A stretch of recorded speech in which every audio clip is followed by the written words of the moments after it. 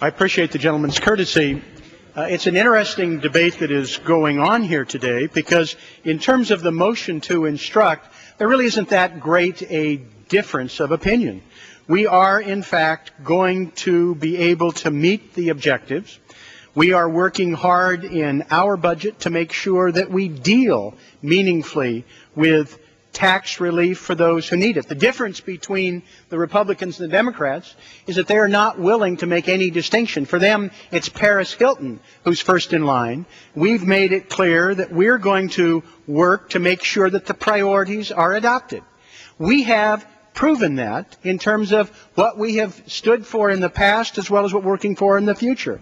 Democrats have repeatedly voted for a lowered tax bracket on lower income people, the expansion of the earned income tax credit, marriage penalty relief, increase in child tax credit, acceleration of the expansion of the 10% bracket, increase expensing for small businesses. These were things that people here on the floor who are on our side of the aisle offered up as a responsible alternative when our friends on the other side were engaged in a rather extensive and unfocused effort to try and provide tax benefits for those who need them the least, while ignoring the needs of those who need it the most.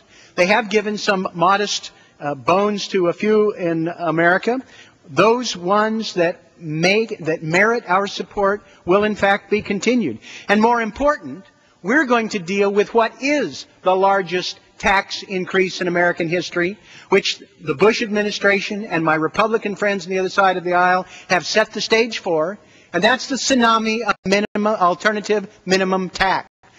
It's going to cost $1 trillion over the next 10 years, and we have made it clear that that's our #1 priority to solve.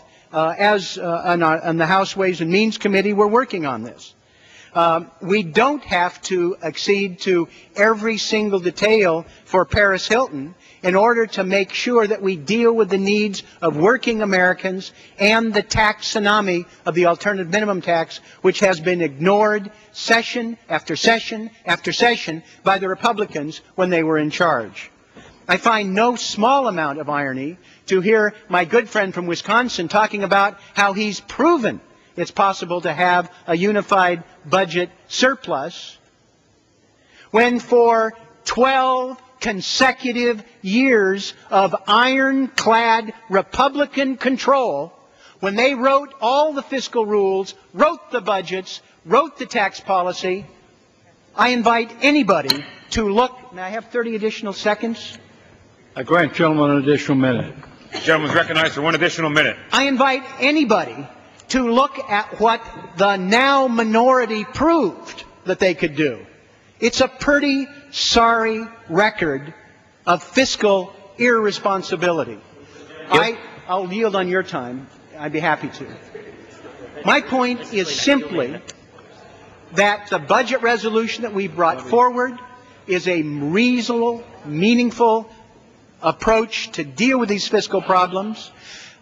Independent observers agree that there's no tax increase this year or the next, and we are on a path allowed for in our budget resolution and the work we're doing in the Ways and Means Committee right now to make sure that we solve the tax tsunami of the alternative minimum tax.